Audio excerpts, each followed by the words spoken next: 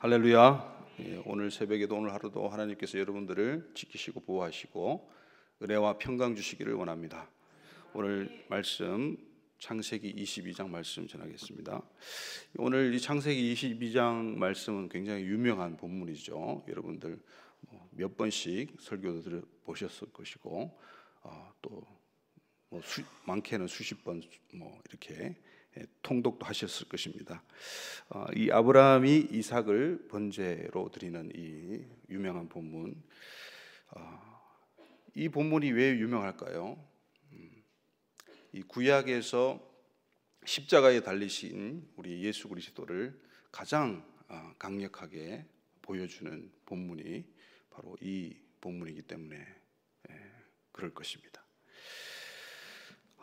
이 본문에서 아브라함은 이제 믿음의 조상으로 등극이 됩니다. 이 창세기 22장의 결론 부분을 말씀드리자면 그렇습니다. 우리 18절 말씀 한 번 더 보시겠습니까? 18절 시작. 또 내 씨로 말미암아 천하 만민이 복을 받으리니 이는 내가 나의 말을 준행하였음이니라 하셨다 하니라. 아멘. 아브라함이 순종함으로 그 아들 독자 이삭, 그 아끼는 그 사랑하는 아들을 하나님께 드리는 그 마음으로 나아갔을 때, 순종했을 때에 하나님께서는 이런 큰 복을 주십니다. 아브라함 개인에게 국한된 복이 아닙니다. 천하 만민에게 복이 임합니다. 천하 만민이 궁극적으로 받게 될 가장 큰 복은 바로 여호와의 산에서 준비되고 여호와의 산에서 나타난 바로 그 하나님의 아들 예수 그리스도다. 그것이 22장의 결론이 되겠습니다. 천하 만민이 받을 복이 곧 누구라고요? 예수 그리스도다. 아멘이십니까? 천하 만민이 누구도 예외 없이 예수님을 믿는다면, 십자가에서 자기 죄를, 모든 인류의 죄를 뒤집어 쓰시고 스스로 아버지의 말씀에 순종했던 그 이삭처럼 스스로 내어주신 그 예수 그리스도, 그분을 믿는다면 그것이 가장 큰 복인 줄 믿습니다. 우선 이 본문을 우리가 통전적으로 더 잘 파악하기 위해서는 유대인들이 수천 년간 성경 읽기 전통으로 내려오는 토라 파라샤트라는 말이 있습니다. 이게 영어로는 토라 포션이라고, 포션은 이제 범위를 이야기하죠. 그래서 토라를 1년 동안 모세오경을 다 읽는 것으로 목표로 해가지고 에스라가 제2성전 시기 때에 이제 영적 부흥을 선도하면서 이것을 만들어냈습니다. 그래서 1년을 이제 우리가 52주라고 하는데 태음력을 또 사용하기 때문에 54주를 54개의 그런 범위를 나눠놨습니다. 매주 할당된 범위들이 있습니다. 그래서 그것이 수천 년간 공유되어 왔고 지금도 그렇습니다. 예수님과 사도 바울도 그 회당에서 이제 안식일마다 말씀을 선포했을 때도 그 토라 포션의 말씀과 관련이 깊습니다. 그래서 우리 이해를 돕기 위해서 한번 PPT 화면 한번 띄워주실까요? 예. 이번 본문은 이 창세기 18장부터 22장까지 이 5장에 해당합니다. 5장에 해당하는 결론부의 본문이 되겠습니다. 토라 포션이 54개인데 5권 창출 내민신 이렇게 나눠져 있는데 창세기는 12범위로 되어 있습니다. 그 중에 네 번째가 바로 바에라라는 제목으로 오늘 본문에 해당하는 그런 포션입니다. 바에라는 그리고 그가 나타났다라는 뜻이죠. 뭐가 나타나고 뭐가 보여졌을까요? 창세기 18장에서는 우리 새 천사가 나타납니다. 그리고 그 천사가 내년 이맘때에 아들이 있을 것이다. 아들 언약을 합니다. 그리고 무엇보다도 중요한 것이 18장에서는 강대한 나라, 아브라함 너는 강대한 나라가 되고, 그렇게 언약을 하십니다. 하나님 나라죠. 하나님 나라의 플랜을 하나님께서 이 18장에서 구체적으로 공개하십니다. 나타내십니다. 그리고 19장에서는 불심판이 소돔과 고모라 가운데 임하죠. 임하는 와중에서도 아브라함을 기억하셔서 그의 조카 롯을 구해냅니다. 그래서 심판과 그 심판 가운데서 구원하시는 그 하나님의 속성이 나타납니다. 20장에서는 아브라함과 사라를 위해서 아비멜렉 그 왕에게 꿈에서 나타나셔서 말씀하십니다. 21장에서는 언약하신 그 아들이 실제로 이제 육신을 입고 태어나게 됩니다. 육신으로 나타나게 되죠. 그리고 오늘 본문 22장에서는 이 아브라함을 통해 아들을 죽이시는 아버지 하나님의 그 나타나심, 그리고 이삭을 통해 어린 양으로 죽임당하는 그 아들을 나타내심이 드러나 있습니다. 그러니까 이 바에라, 그리고 그가 나타났다, 나타남에 대한 이야기를 계속하고 있어요. 그래서 우리는 이 5장의 18장부터 22장까지의 이 바에라 본문을 통해서, 말씀을 통해서 주님의 성품을 알게 되고 주님의 실존적인 임재를 우리가 알 수 있게 되고 주님의 뜻과 계획과 섭리가 계시되고 나타나는 것을 알 수 있습니다. 이를 통해서 우리도 하나님의 이 갈망을 엿볼 수가 있죠. 하나님께서는 무엇을 드러내고 무엇을 계획하시고 무엇을 나타내고 싶어 하는지 그 하나님의 갈망이 있습니다. 그래서 18장에 그렇게 아브라함에게 언약하시는 것이죠. 강대한 나라로 언약하시기 전에 내가 네게 숨기겠느냐, 내가 하고자 하는 것을 네게 숨기겠느냐, 이게 하나님이 하고자 하시는 하나님의 갈망이 있단 말이죠. 그것이 아브라함 한 사람, 죽은 자 같은, 이제 앞으로 읽을 것인데요, 히브리서에 나타나는 죽은 자 같은 그 한 사람 아브라함을 통해서 천하 만민이 복을 받게 하시고 천하 만민 가운데 강대한 나라, 하나님 나라를 세우는 것이 하나님의 갈망인 줄 믿으시기 바랍니다. 우리가 이러한 하나님의 갈망에 동의하시고 동참하시는 복된 삶 사시기를 예수님의 이름으로 축원드립니다. 아버지와 아들의 이 속성이 나타나는 본문입니다. 그리고 이것을 통해서 하나님을 경외한다는 것은 무엇인가? 우리가 하나님 경외 많이 이야기를 하는데요, 하나님을 무서워하는 거 단순히 그게 아닙니다. 영어로도 fear God, 하나님을 두려워하는 거, 그게 다가 아니에요. 이 경외함이라는 것을 확실히 무엇인가를 보여주는 놀라운 본문이 바로 오늘 본문인 것입니다. 아브라함을 통해서 이 아들을 죽이시는 그 하나님 아버지의 심정이 드러나 있습니다. 나타나 있습니다. 아까 이야기했듯이 또 이삭을 통해서 어린 양처럼 십자가에서 자신의 모든 것을 바치는, 순종하시는, 죽기까지 복종하시는 그 아들의 나타나심이 서려 있습니다. 그런데 아버지와 아들, 아버지 하나님과 아들 예수님은 동일 본질입니다. 무슨 차이가 있습니까? 신학적으로 위격이 다릅니까? 그런 거 말고요. 이 빌립보서 2장에서는 그 차이를 이야기합니다. 어떻게 이야기합니까? 하나님과 동등됨을 취하지 아니하시고, 하나님과 동등되시나, 하나님과 같으신 분이시나 동등됨을 취하지 아니하시고 오히려 자기를 버려 사람들과 같이 되셨고 죽기까지 복종하신 그 예수 그리스도를 말씀합니다. 아들이 아버지를 경외하는 것은 아닙니다. 그런 말을 쓰지 않습니다. 들어보셨습니까? 죄송합니다. 아들이 아버지를 경외하는 것이지 아버지가 아들을 경외하는 것이 아니죠. 아버지가 아들을 경외한다는 말 들어보셨습니까? 우리 2절 한번 보실까요? 2절, 본문 2절입니다. 시작. 여호와께서 이르시되 내 아들 내 사랑하는 독자 이삭을 데리고 모리아 땅으로 가서 내가 내게 일러준 한 산 거기서 그를 번제로 드리라. 아멘. 여기에 보시면 이삭을 어떻게 표현합니까? 내 아들, 내 사랑하는 독자 이삭, 이렇게 표현합니다. 그래서 아버지가 아들을 사랑하는 것이죠. 아버지가 아들을 경외하는 것이 아니라 아버지가 아들을 사랑하는 것입니다.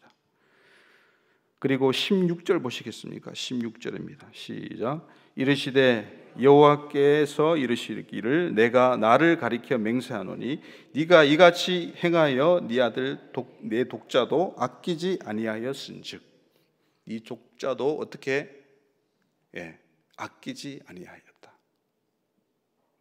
그래서 아버지는 아들을 사랑하고 아버지는 아들을 아끼는 존재입니다.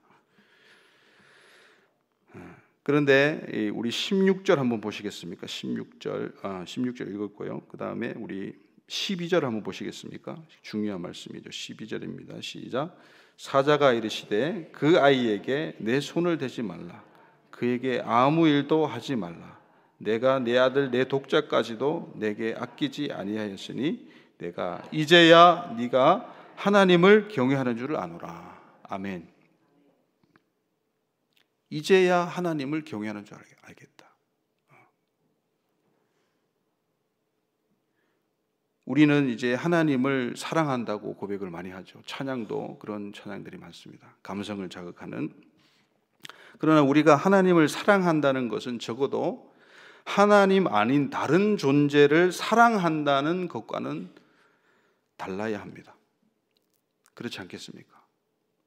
그 표현에 있어서도 나는 내 가족을 사랑해. 나는 내가 좋아하는 일을 사랑해. 나는 하나님을 사랑해. 이 사랑이라는 표현이 다 같지만은 물론 정도의 차이가 저마다 있겠지만은요. 그 표현상에 있어서 이 경외라는 말도 사랑의 또 다른 표현입니다. 그러나 이 경외는 아버지가 아들에게 하는 것이 아니라 아들이 아버지에게 하는 것이죠. 하나님을 사랑한다는 말을 하나님 수준으로 끌어올리는 것이 하나님을 경외한다는 말이 아닐까 싶습니다. 우리 PPT 한 번 더 보여주실까요? 오늘 본문에서는 모리아라는 지명이 등장합니다. 바로 그곳이 이제 번제 드릴 장소가 되겠고요. 모리야입니다. 원래 발음 모리야. 그리고 하나님 경외, 우리가 읽은 본문에 이레 엘로힘, 그죠? 그리고 여호와 이레라는 유명한 말이 있습니다. 아도나이 이르예. 그리고 여호와의 산에서 준비되리라 라는 말씀도 나옵니다. 베하르 아도나이 예라예, 이렇게 나옵니다. 보여지고 나타나는 것은 라아라는 말에서 나왔습니다. 이 발음들이 다 비슷합니다. 그리고 하나님을 경외한다는 것은 이 경외하다 야레에서 나왔습니다. 이 빨간 글씨로 되어 있는 부분이 이제 같은 단어로 되어 있습니다. 그래서 보여진다, 나타난다는 것은 이 하나님을 경외한다는 그 말과 굉장히 상관성이 있습니다. 우리가 무서워서 눈을 피하고 그 존재에서 떠나는 아담 같은 존재가 아니라 하나님을 경외한다는 것은요, 하나님을 바라보는 것이에요. 나타나신 그 하나님, 내 인생의 주인 되신 하나님, 나를 여기까지 이끄신 하나님, 앞으로도 이끌어 주실 하나님, 그분을 여전히 여상히 바라보는 것이에요. 그것이 하나님을 경외하는 것입니다. 다른 데 눈을 파는 것이 아닙니다. 하나님의 입술을 보는 거예요. 어떤 말씀이 떨어지나 여종이 그 여주인의 입술을 바라보는 것처럼 그것이 경외함입니다.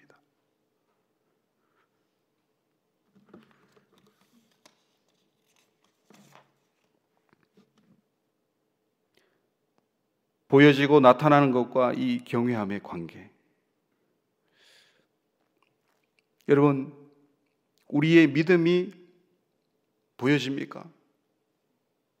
예, 보여집니다. 우리의 믿음은 우리가 행동하고 삶을 살아내지 않을 때는 나타나지 않습니다. 우리 안에 가둬져 있습니다. 우리 안에 내재된 믿음으로 있습니다. 그러나 이 믿음이 어떻게 보여집니까? 어떻게 나타납니까?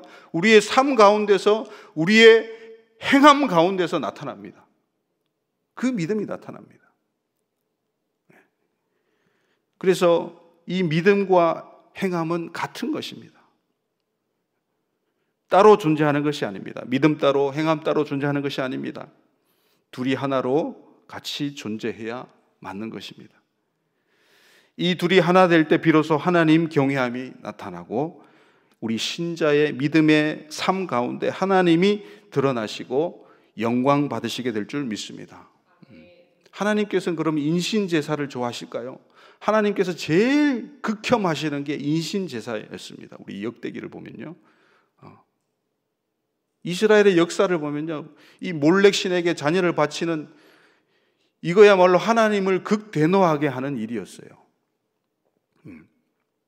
그런데 어떻게 지금 이 창세기에 아브라함에게 지금 이것을 요구하십니까? 여러분 궁금하지 않습니까? 유대인들의 문헌에 따르면요, 그 이유들이 있습니다. 37세가 된 이삭, 여러분 나이가요, 이 애를 데리고 간 게 아닙니다. 37세였습니다. 37세. 얼마든지 늙은 아브라함의 손목을 비틀 수 있는, 아버지 왜 이러십니까? 잡을 수 있는 나이예요. 저지할 수 있고 저항할 수 있고 아버지를 이기는 나이입니다. 37세 때에 자기보다 13년 더 앞서서 태어난 이스마엘, 그 이스마엘과 이제 오랜만에 만나서 이야기를 합니다.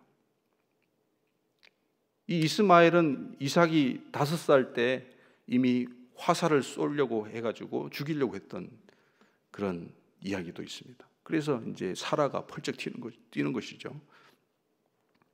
그래서 이제 하갈과 이스마엘을 내쫓게 되는데, 나중에 그 이스마엘과 이제 이삭이 장성해가지고 대화를 합니다. 이스마엘은 옛적의 추억을 되새기면서 나는 14살 때 네가 갓 태어날 때 내가 태어나기도 전에 내가 할례를 받았다. 그걸 자랑합니다. 할례를 자랑합니다. 하나님의 말씀에 지켰다. 하나님의 말씀을 지켰다. 내 몸에 증거가 있다. 할례를 받았다. 이삭이 뭐라고 하는지 아십니까? 그 살 조각을 조금 떼냈다고 뭐 그렇게 자랑하십니까? 나는 하나님이 아버지 아브라함에게 나를 번제로 드려라 그렇게 말해도 나는 기쁘게 그것을 받겠습니다. 그렇게까지 고백을 해요. 그래서 그 고백을 갖다가 하나님께서 들으시고 그거를 실제로 이제 아브라함에게 믿음을 테스트하는 거예요. 그래서 이 아브라함도 대단한 믿음이지만 아들 이삭도 엄청난 순종의 사람입니다. 네. 이 담임 목사님이 저번에도 말씀하셨듯이 자기를 죽이려는 그 아버지가 믿는 하나님을 이삭이 믿겠습니까? 네.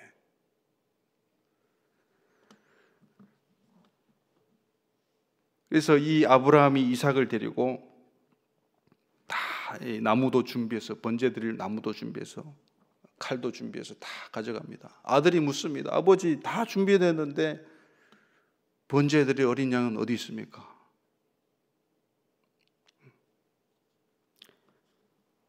하나님께서 다 준비하시리라. 여호와 이레의 하나님께서 다 준비하시리라. 준비하신다는 말이요, 사실은 나타낼 것이다.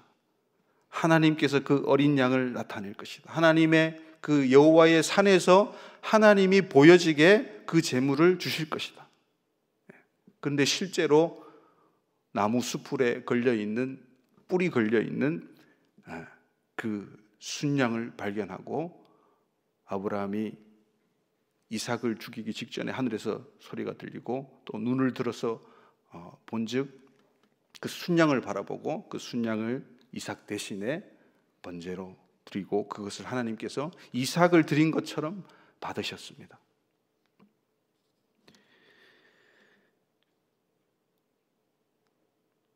우리 히브리서 11장 12절 말씀 한번 보시겠습니까? 시작. 이러므로 죽은 자와 같은 한 사람으로 말미암아 하늘의 허다한 별과 또 해변의 무수한 모래와 같이 많은 후손이 생육하였느니라. 아멘.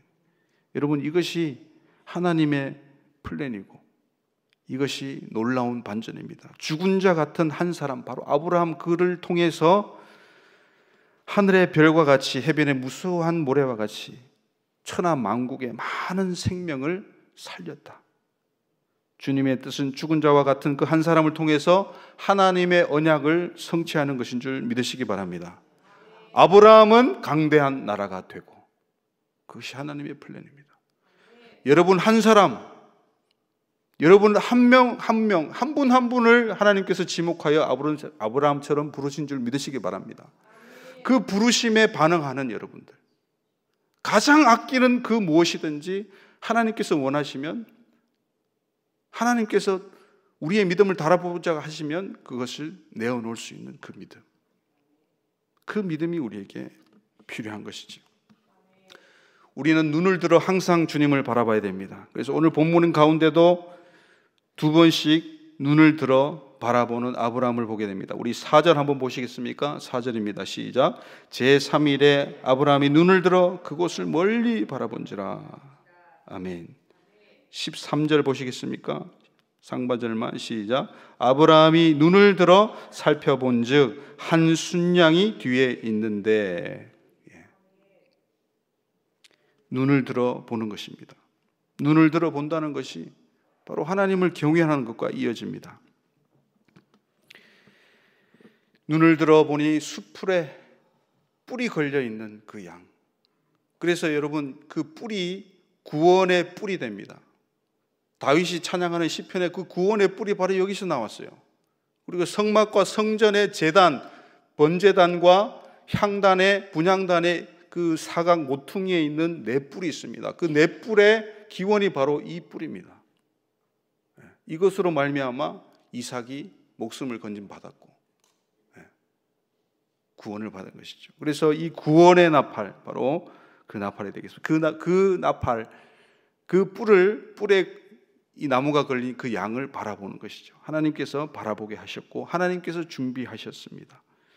하나님께서 자기에게 일러주신 곳으로 갔습니다. 3절을 보시면 그 땅이 모리아였습니다. 그 땅 모리아 산에 나중에 무엇이 들었습니까? 우리 역대하 3장 1절 한번 보시겠습니까? 시작. 솔로몬이 예루살렘 모리아 산에 여호와의 전 건축하기를 시작하니 그곳은 전에 여호와께서 그의 아버지 다윗에게 나타나신 곳이요 여부스 사람 오르난의 타작마당에 다윗이 정한 곳이라. 아멘.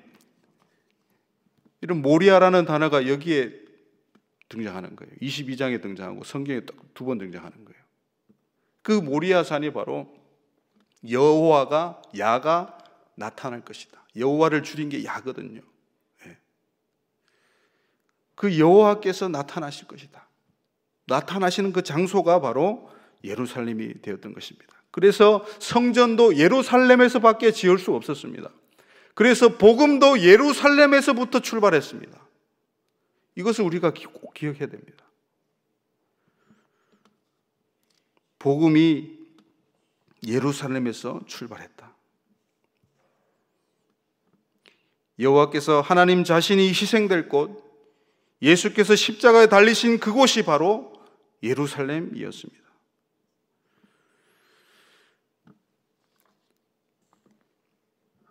출애굽합에서 출애굽한 이스라엘, 종의 신분으로 살았던 그들이 어떻게 자유함을 얻게 되었습니까? 바로 문인방과 문설주에 발린 어린 양의 피를 보고 죽음의 천사가 지나가서 살게 되었습니다. 출애굽한 이스라엘이 만나를 불평하면서 이제 하나님께 벌을 받습니다. 불뱀을 보내셨습니다. 불뱀에 물려서 막 수만 명이 죽어갑니다. 그때 하나님께서 방법을 모세에게 알려주십니다. 장대에 달린 그 놋뱀을 보면 살리라. 장대에 달린 그 놋뱀도 예수님을 예표하는 것이죠. 그 장대에 달린 놋뱀을 보라. 그것을 믿고 본 자들은 다 살았더라 말씀하십니다. 믿고 보면 사는 역사가 있는 줄 믿습니다. 히네 세하 엘로힘 하면서 신약에서 세례 요한이 이제 성령에 충만해서 요단 강가로 세례 받으러 나오시는 예수님을 알아보고 그를 그렇게 이야기합니다. 세상 죄를 지고 가는 하나님의 어린 양이로다. 보라! 보라가 먼저 나옵니다. 보라! 세상 죄를 지고 가는 하나님의 어린 양이로다. 두 번씩 이야기합니다. 밤모섬에 갇힌 사도 요한도 하늘에 올라가서 기가 막힌 광경을 봅니다.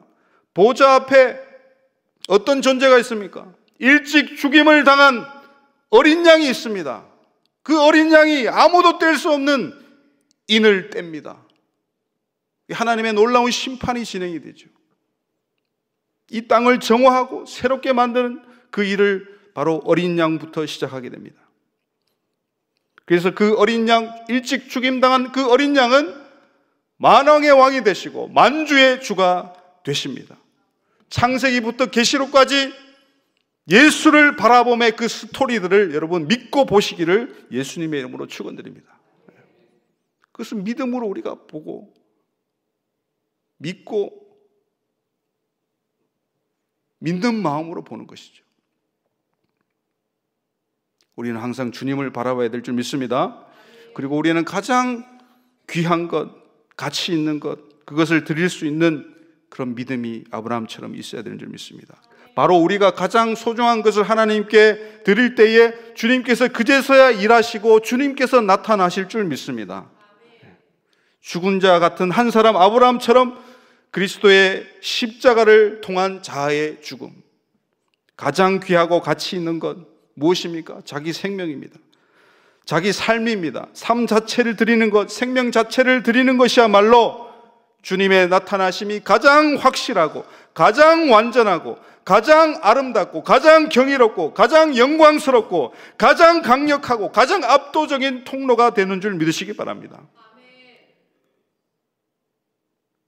주님을 진실로 믿은 후로는 내가 사는 것이 아니요 내 안에 주님이 사시기 때문입니다. 주께서 나타나시는 통로가 저와 여러분 곧 그리스도인이어야 될 줄 믿습니다. 주께서 보여지는 통로가 바로 주의 몸된 교회여야 하겠습니다. 여러분 이것이 마지막 시험입니다. 아브라함에게도 마지막 시험입니다. 아들 시험. 자아를 가장 당연한 듯이 가장 강력하게 반사시키는 반사체가 자녀들입니다. 자녀들 건드리면요 부모님들이 가만 안 있습니다. 자녀에게는 모든 것을, 자기의 좋은 것을 모든 것을 쏟아붓습니다. 자기가 못다한 꿈을 실현해 달라고 모든 것을 지원합니다. 여러분 출애굽 마지막 재앙도 무엇입니까? 장자가 죽는 것입니다. 아브라함도 마지막 시험이 아브라함의 아들, 그 외아들 이삭을 죽이는 것이었습니다. 아들을 죽인다는 것은 자아에게 가장 중요한 또 다른 자아를 죽음으로 내모는 것입니다. 자기를 투영하는 거예요. 자기 자신을 자녀에게 투영하는 거예요. 그래서 자신의 아들이 우상이 되고 맙니다. 마태복음 25장에서는 예수님이 희한한 모습으로 둔갑해서 나타나신다고 하십니다. 갇힌 자로, 줄인 자로, 헐벗은 자로, 매맞는 자로, 눌린 자로 주님께서 나타나시는 이유가 무엇입니까? 바로 그렇게 나타난 주님에게 선과 의로 베풀고 행함으로 주의 말씀을 지키는 자들을 통해서 주님의 성품을 드러나게 하시고 주님의 뜻을 성취하게 하셔서 주님이 나타나게 하셔서 영광 받으시는 그 기회를 주시는 것입니다. 우리에게 기회를 주시는 거예요. 그렇게 살아갈 때에 우리의 삶에 궁극적으로 무엇이 기다리고 있습니까? 부활 생명이, 영원한 생명이 있는 줄 믿습니다. 히브리서 11장 19절에 그가 하나님이 능히 이삭을 죽은 자 가운데서 다시 살릴 줄 생각한지라 말씀합니다. 여러분 창세기 22장 바로 전에 창세기 21장 33절에 아브라함은 부엘셰바에 에셀 나무를 심고 거기서 영원하신 하나님의 이름 여호와의 이름을 불렀으며 이렇게 되어 있습니다. 영원하신 하나님, 영원하신 여호와의 이름을 불렀다. 하나님은 영원한 분이십니다. 영원한 분이시기 때문에 우리는 죽을 수 있습니다. 할렐루야. 왜? 그분이 영원한 존재로 우리를 부활시키기 때문인 줄 믿습니다. 할렐루야. 여러분 부활을 믿는 만큼 죽을 수 있습니다. 부활을 믿는 만큼 십자가에 달릴 수 있습니다. 기도하시겠습니다. 제가 기도하고 마무리하겠습니다. 하나님, 우리의 믿음이 삶으로 나타나고 보여져서 하나님 경외함이 주님 앞에 인정받기를 원합니다. 아브라함과 이삭처럼 순종하는 믿음으로 눈을 들어 항상 주님을 바라보는 삶 되기를 원합니다. 가장 귀한 나의 생명, 가장 귀한 나의 삶, 가장 귀한 나의 소유, 가장 귀한 나의 자녀를 드릴 때에 우리의 삶의 현장에 주님이 일하시고 드디어 주님께서 나타나시기를 원합니다. 주님 나타나여 주시옵소서. 우리가 주님을 나타내는 통로로 죽어지게 하여 주시옵소서. 부활을 믿게 하여 주시옵소서. 영원하신 하나님을 믿게 하여 주시옵소서. 그리하여서 죽음이 두렵지 않은 강력한 믿음으로 마지막 때에 우리의 믿음을 세워 주시옵소서. 감사하고 예수님의 이름으로 기도드리옵나이다. 아멘. 주여, 주여, 주여. 하나님, 영원하신 하나님, 부활의 하나님, 생명의 하나님, 오늘도 우리가 죽어지게 하여 주시옵소서. 기꺼이 이삭처럼 죽음을 받아들이게 하여 주시옵소서. 기꺼이 예수님처럼 죽게 하여 주시옵소서.